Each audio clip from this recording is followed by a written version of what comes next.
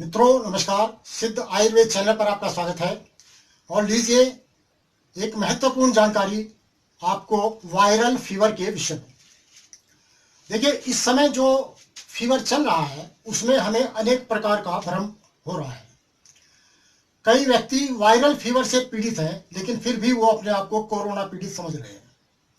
तो इतना भयभीत होने की आवश्यकता नहीं है।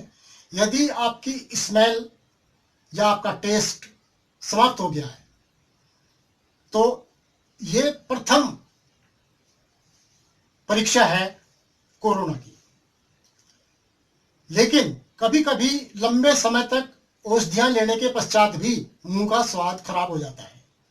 स्मेल में थोड़ी कमी आती है, लेकिन बिल्कुल समाप्त नहीं होती। तो इस प्रकार से घबराने की आवश्यकता नहीं है। आप इसको कोरोना समझ करके भयभीत ना हो।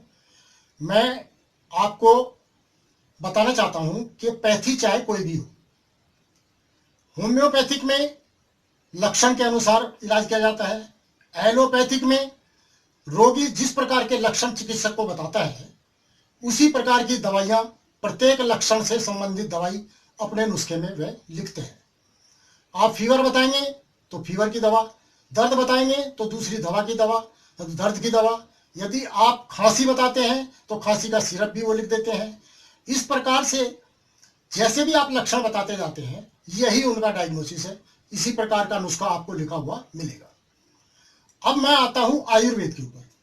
आयुर्वेद में वात पित्त कफ की असमानता का अध्ययन करने के पश्चात नुस्खा लिखा जाता है।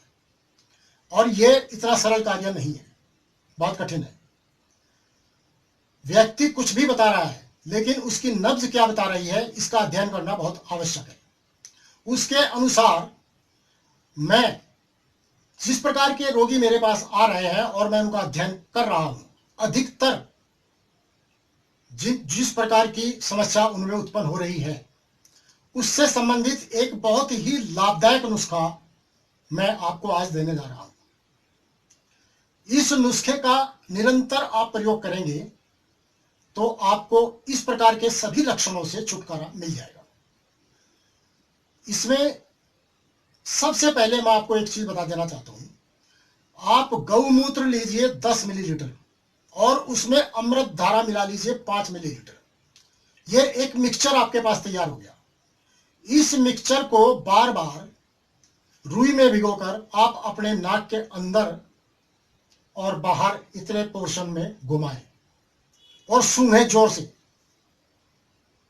तो आपकी जो नाक की जो स्मेल है, और यदि कोई वायरस आपके नाक में फंसा हुआ है तो वो भी मर जाएगा, ये निश्चित मानिए आप। और इसी के साथ साथ कई व्यक्तियों को गले में प्रॉब्लम आती है, खांसी जोर से आने लग जाती है, गले में दुखन होती है, खाना खाना मुश्किल हो जाता है। उसके लिए आप फिटकरी को पानी में डाल दीजिए।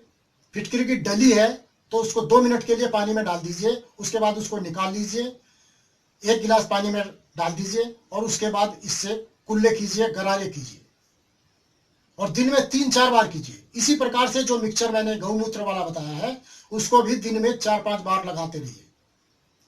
तो ये एक चिकित्सा हुई स्थानीय। अब नुस्खा बताता हूं आपको, एक पेटेंट नुस्खा आयुर्वेद का।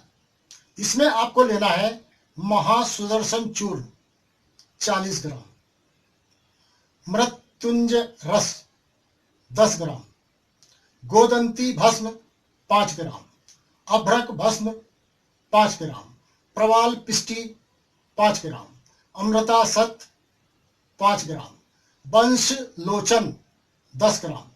ये देखिए, ये वंश लोचन जो है असली होना चाहिए, क्योंकि बाजार में बहुत सारे नकली बेचे जा रहे हैं। वंश लोचन जो होता है, ये जो बांस की लकड़ी होती है, बांस का पौधा होता है, सूखने के पश्चात इसके अंदर से क्रिस्टल टाइप के सफेद निकलते हैं, वो होता है वंश लोचन। और सरंग भस्म 5 ग्राम। तो ये सारे इंग्रेडिएंट लेकर के इनको आपस में मिक्स कर ले अच्छी तरह से, कूट पीस करके एक रस इनको करना है। और इसके पश्चात इनकी बराबर बराबर मात्रा में 40 पुड़िया बना लीजिए। 40 पुड़िया बनाने के पश्चात इसमें से एक सुबह खाली पेट, एक दोपहर में खाना खाने के आधे घंटे पहले, एक शाम को खाना खाने से आधे घंटे पहले। शहद और अदरक के रस में मिला करके लेना है। 2 चम्मच शहद ले लीजिए और 2 चम्मच ही अदरक का रस ले लीजिए। उसमें पुड़िया को मिक्स कीजिए और अच्छी तरह से चाट लीजिए। ऊपर से आप गर्म पानी भी पी सकते हैं। और इसी के साथ साथ कनक आसव की 10 मिलीलीटर की मात्रा आधे कप पानी में डाल करके आप सुबह शाम ले सकते हैं। यदि अधिक प्रॉब्लम है खांसी में, श्वास लेने में, तो इसको दिन में 3 बार भी लिया जा सकता है। और यदि आपकी इम्यूनिटी कमजोर हो गई है तो इम्यूनिटी बूस्ट करने के लिए आप संजीवनी वटी एक सुबह शाम लेते रहिए। दूध से भी ले सकते हैं, पानी से भी ले सकते हैं। सुबह शाम एक वटी लेनी है। तो इस प्रकार से अपना टेस्टिंग अवश्य कराते रहें। अपना ऑक्सीजन परसेंटेज चेक कराएं, टेम्परेचर चेक कराएं, अपना बीपी चेक कराएं और अपना शुगर चेक कराएं। और उसके अनुसार नुस्खे में परिवर्तन किसी चिकित्सक से करा सकते हैं। आप कोई भी औषध बिना चिकित्सक के परामर्श के नहीं लेनी चाहिए। तो भाइयों बहनों, बहुत महत्वपूर्ण जानकारी मैंने आपको दी है। ये एक संपूर्ण नुस्खा है। इससे आपको, मुझे पूरी आशा है कि सफलता मिलेगी और आप घबराए नहीं, आप भयभीत बिल्कुल ना हो। संतोषजनक ये नुस्खा आपको दिया है, इससे आप लाभ उठाएं। चैनल को सब्सक्राइब अवश्य करें ताकि हमारी भी हिम्मत बढ़ती रहे, हमारा साथ बढ़ता रहे और हम आपके साथ बने रहें। और वीडियो को लाइक करें और शेयर किया करें अपने भाई बहनों को, सबको। तो ये जानकारी आज आपको दी है, इसका लाभ उठाएं। आपका बहुत बहुत धन्यवाद। नमस्कार।